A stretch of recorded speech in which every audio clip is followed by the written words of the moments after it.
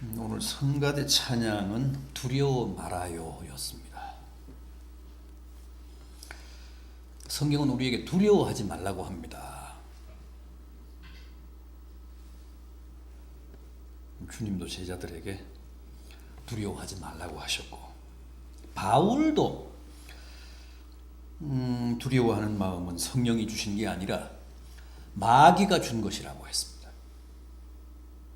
심지어 요한 1서 4장 18절을 보면 두려워하는 마음에는 하나님의 형벌이 있을 것이라고 했습니다.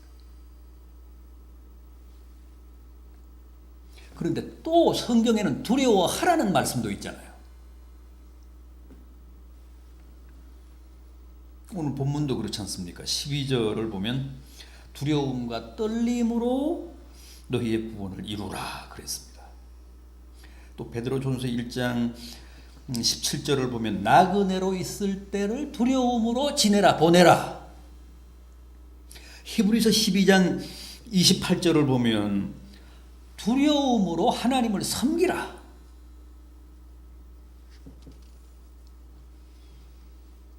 그렇다면 두려워 말라, 두려워하면 심판을 받는다는 말씀은 뭐고, 또 두려워하라, 두려움으로 하나님을 섬기라는 말씀은 또 뭡니까? 우리는 세상이나 마귀나 환난이나 각종 시험 앞에서는 두려워하지 말아야 합니다. 믿음으로 맞서 싸워야 합니다. 주님이 풍랑 앞에서 두려워 떨며 안절부절 못하는 제자들을 책망하시며 뭐라고 하셨습니까? 왜 두려워하느냐 이 믿음이 없는 자들아.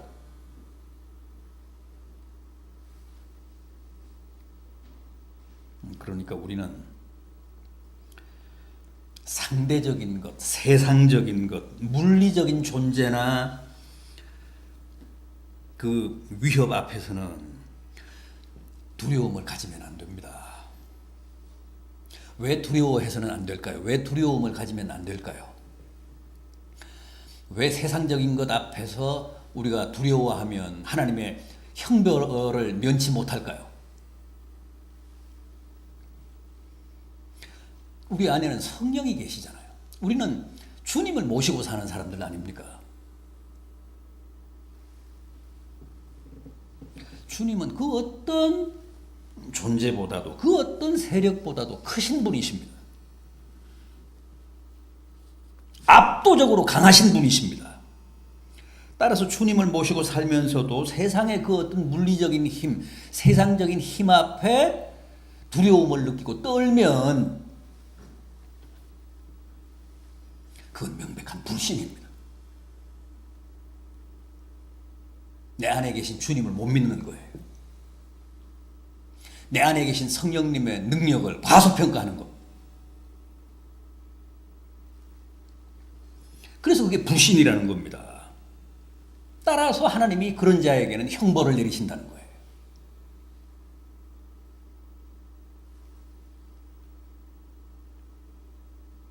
그렇다면 우리가 두려워하고 떨어야 하는 경우는 또 언제입니까? 오직 하나님에 대해서만, 오직 하나님에 대해서만 우리는 두려워하고 또 떨어야 합니다. 주님의 면전에서 살 때만큼은 떨어야 하고 두려워해야 합니다. 천상천하에 주님만큼 크신 분이 없기 때문에, 하나님이야말로 우리의 절대적인 두려움의 대상이시기 때문에, 세상적인 것 앞에서는 두려워 떨면 안 되지만, 용감해야 되지만, 담대해야 되지만, 하나님 앞에서는, 주님 앞에서는 늘 두려워하고 떨어야 합니다. 하나님이 우리의 궁극적인 두려움의 대상이니까.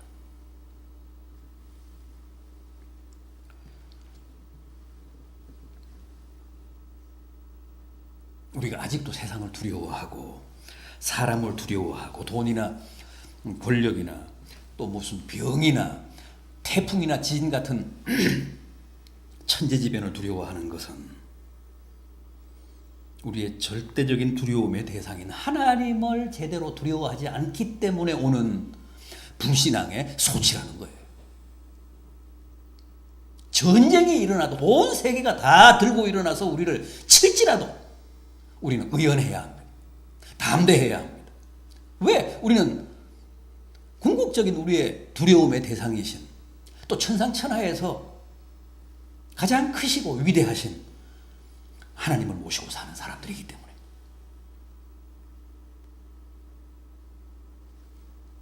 비록 골리앗이 우리 앞에 떡 버티고 서 있다고 하더라도 두려워하면 안 된다는 거예요. 그건 명백한 불신앙이라는 거죠.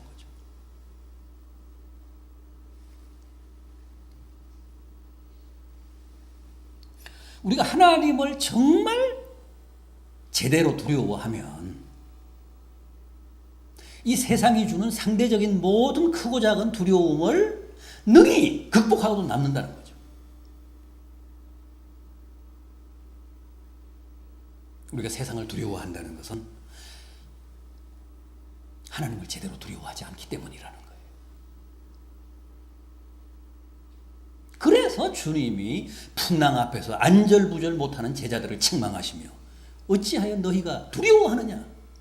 이 믿음이 없는 자들아.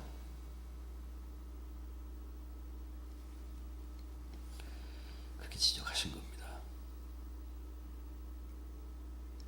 지난 세기, 그러니까 20세기에 인류의 정신사를 지배했던 철학 사조 그러면 아무래도 1950년, 1960년대를 휩쓸었던 유럽의 실존주의를 꼽을 수 있습니다. 물론 논리실증주의 같은 분석 철학도 있었고 마르크시즘 같은 유물론적 사회의 철학도 있었지만은 실존주의가 아무래도 대세였습니다. 그래서 그만큼 많은 학자를 배출했습니다. 실존주의는 신이라든가 우주라든가 역사라든가 무슨 자연 같은 데 대한 관심보다는 인간 자체, 인간도 무슨 집단적인 인간이 아니라 사회적인 인간이라기보다는 인간 개인의 주체성,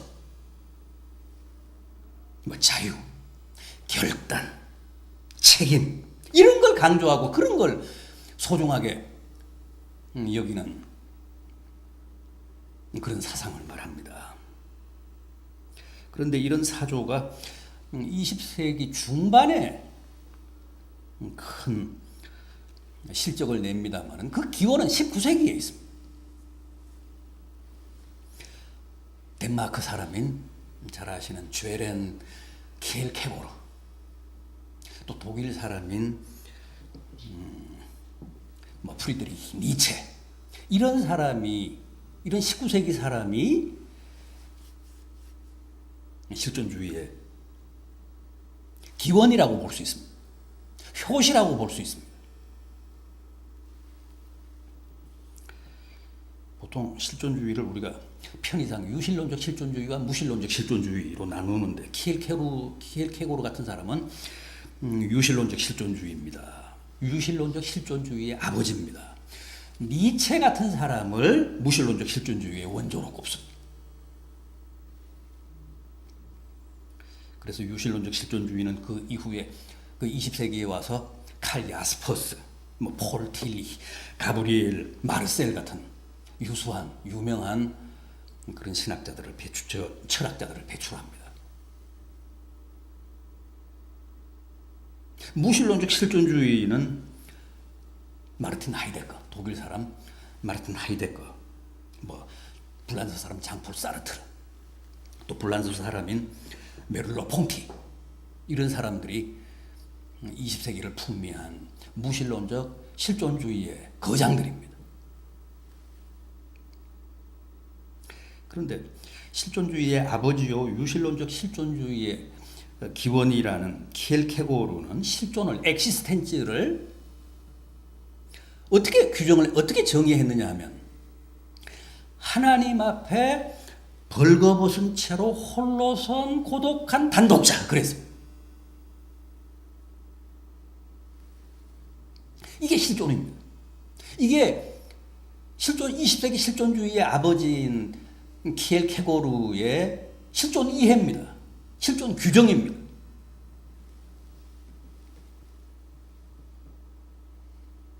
인간에게서 모든 치장이나 화장이나 체면 같은 마스크나 외피를 다 제거하고 가장 순수하고 가장 적나라한 참모습을 표현하면 그렇다는 거예요. 하나님 앞에서 벌거벗은 몸으로 홀로 선 고독한 단독자. 그게 인간이라는, 그게 인간의 실체라는 거예요. 그게 실존이라는 거예요. 그래서 키엘케고르가 인간 실존의 특징적인 정서를 두려움과 떨림이라고 했습니다. 생각해 보십시오. 벌거벗은 채로 적나라한 모습으로 가장 무서우신 하나님의 면전에 홀로 서 있습니다. 얼마나 두렵겠어요? 얼마나 떨리겠어요? 그게 인간의 참모습이라는 거예요. 그래서 실존의 가장 특징적인 정서적 특징이 두려움과 떨림이라는 거예요. 뭐 여러분들이 잘 아시는 죽음에 이르는 병이라는 책이 있죠. 이 키엘케고르의 책. 그 책 못지않게 유명한 책이 바로 두려움과 떨림이라는 책이에요. 그러니까 벌거벗은 몸으로 신 앞에 하나님 앞에 홀로 선 고독한 단독자가 인간이기 실존이기 때문에 항상 인간은 그 신 앞에서 하나님 앞에서 두려움과 떨림으로 살아야 된다.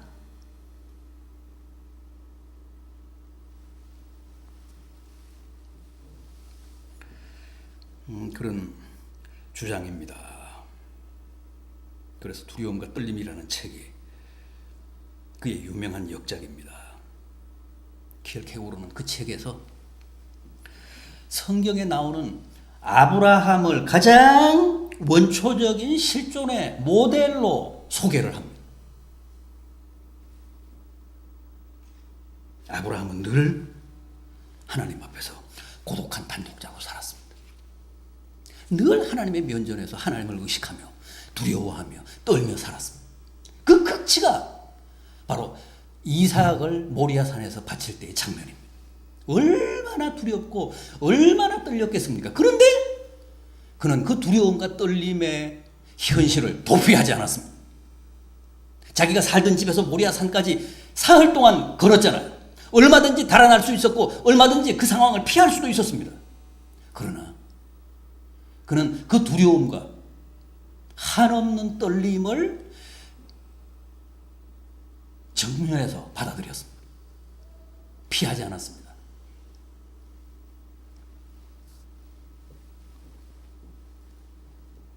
그리고 결국은 마지막 순간에 극적인 반전을 통해 하나님으로부터 자신의 믿음을 인정받습니다.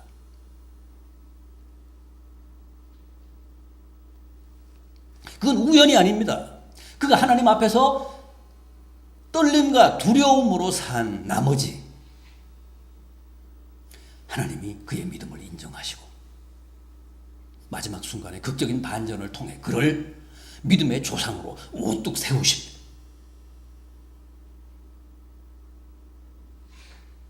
전 인류가 롤 모델로 삼아야 할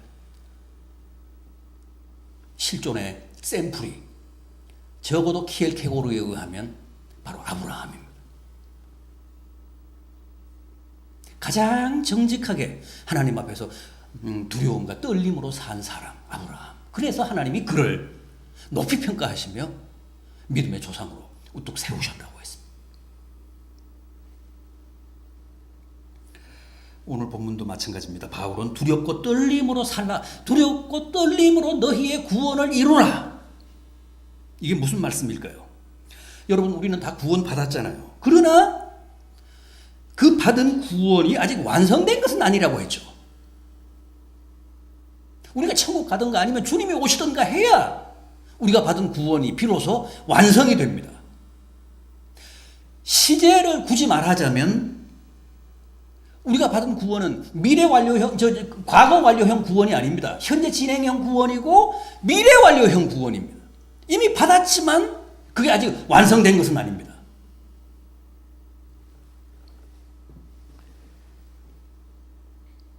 그래서 우리에게 필요한 게 두려움이고 떨림입니다. 늘 하나님 앞에서 두려워하고 떨며 살아야 합니다. 그게 곧 내 구원을 이루는 길이기 때문에 그렇습니다.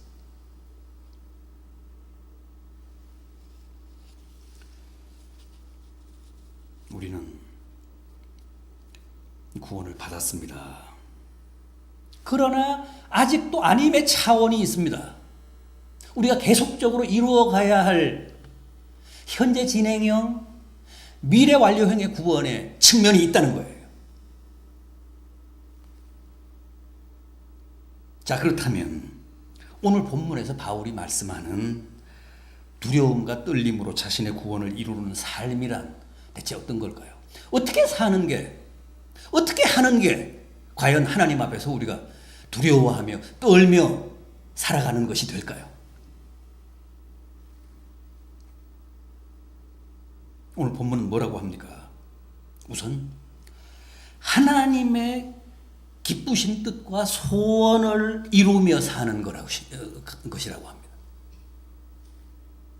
13절을 보십시오. 오늘 본문 13절을 보십시오. 너희 안에서 행하시는 이는 하나님이시니 자기의 기쁘신 뜻을 위하여 너희에게 소원을 두고 행하게 하신다. 여러분, 세상 종교는 다 자기의 뜻, 자기의 소원을 이루자는 거죠. 세상 모든 종교가 다 그렇습니다. 종교를 갖는 이유가 뭐냐면 자기의 뜻, 자기의 소원을 이루자는 겁니다. 그런데 우리 기독교는 그렇지 않습니다. 정반대입니다. 자기의 소원, 자기의 뜻이 아니라 하나님의 뜻, 하나님의 소원을 이루자는 종교입니다. 이걸 잘 이해하셔야 합니다. 지금도 많은 사람들이, 많은 그리스도인들이 자기의 소원을 이루겠다고 기도하고 자기의 뜻을 이루겠다고 신앙생활 열심히 하고 그러잖아요.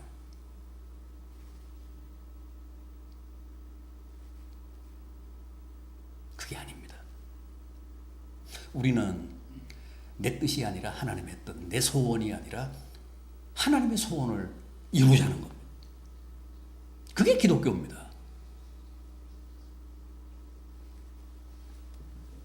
바울에 의하면 하나님의 뜻을 이루고 하나님의 소원을 이루며 사는 삶이 하나님의 면전에서 늘 두렵고 떨림으로 살아가는 그리스도인의 삶이라는 겁니다. 주님은 최후의 순간까지도 아버지여 내 뜻대로 마옵시고 아버지의 원대로 하옵소서 하며 죽음의 쓴잔을 드셨습니다. 그게 기독교라는 거예요.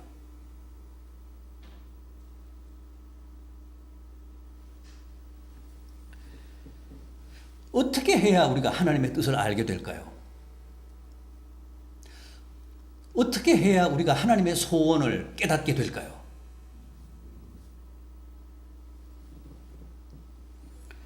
말씀을 봐야 합니다. 말씀이 바로 우리에게 하나님의 뜻을 가르쳐주고 하나님의 소원을 깨닫게 합니다.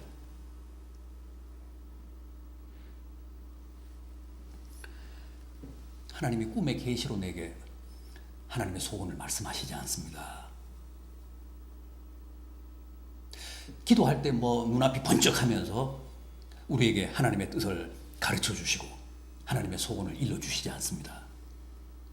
특별한 경우 꼭 그렇게 해야 될 필요가 있을 경우에는 그렇게 하실 수도 있겠지만 일반적으로는 말씀을 통해 우리로 하여금 하나님의 뜻을 깨닫게 하고 하나님의 소원을 알게 하십니다. 말씀 없이 하나님의 뜻, 하나님의 소원을 얘기하다가는 자칫 자기의 뜻, 자기의 소원을 가지고 하나님의 뜻, 하나님의 소원으로 우길 수 있습니다. 합리화할 수 있습니다. 정당화할 수 있습니다.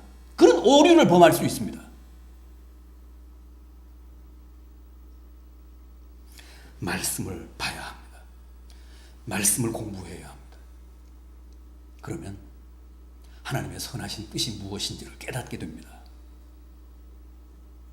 내가 내 삶을 통해 꼭 이루기를 바라시는 하나님의 뜻을 분별할 수 있습니다. 다음은 뭐라고 했습니까? 어떻게 사는 게 하나님 앞에서 하나님의 면전에서 두려움과 떨림으로 사는 삶이라고 합니까? 원망과 시비가 없는 삶입니다. 여기서 원망이라는 것은 하나님을 원망하는 거예요. 여기서 시비라고 하는 것은 이웃과 형제와 다투는 거예요. 우리는 툭하면 하나님을 원망하잖아요. 툭하면 형제와 시비하잖아요.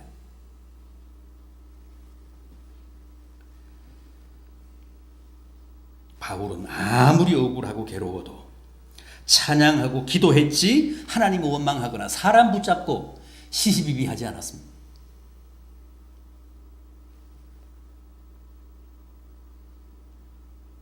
항상 하나님의 눈을 의식하며 하나님의 면전에서 두려움과 떨림으로 사는 사람들이 언제 하나님을 원망하고 이웃과 시비할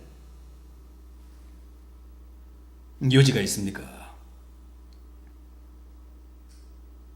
부디 원망 대신에 감사하시고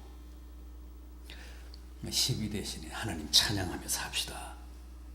그게 두려움으로 떨림으로 사는 성도들의 삶의 참된 모습입니다. 또 있습니다. 뭐라고 했습니까? 마지막 17절, 18절을 보면 기쁨으로 희생하는 삶이라고 합니다. 17절, 18절을 보십시오. 만일 너희 믿음의 재물과 섬김 위에 내가 나를 전제로 드릴지라도 나는 기뻐하고 너희 무리와 함께 기뻐하리니 이와 같이 너희도 기뻐하고 나와 함께 기뻐하라. 전제란 부어서 드리는 제사입니다. 제물 위에 피를 상징하는 포도주를 붓기도 하고 실제 짐승의 생피를 붓기도 하는 제사입니다. 전제. 그것은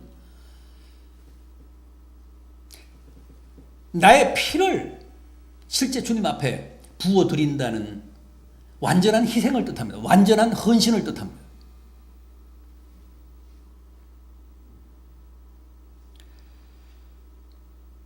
여러분,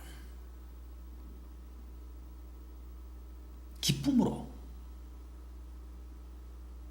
주님께 헌신하며 희생하는 삶이 바로 하나님 앞에서 두려워하며 떨며 사는 진정한 실존의 모습입니다.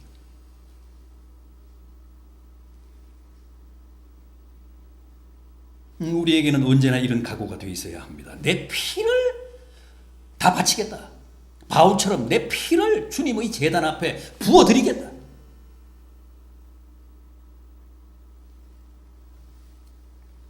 실제 그럴 수가 없으니까 피처럼 붉은 포도주를 붓고 짐승의 생피를 부었던 겁니다.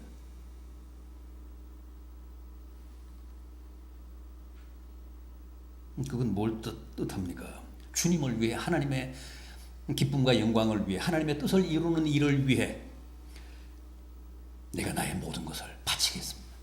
모든 것을 희생하겠습니다.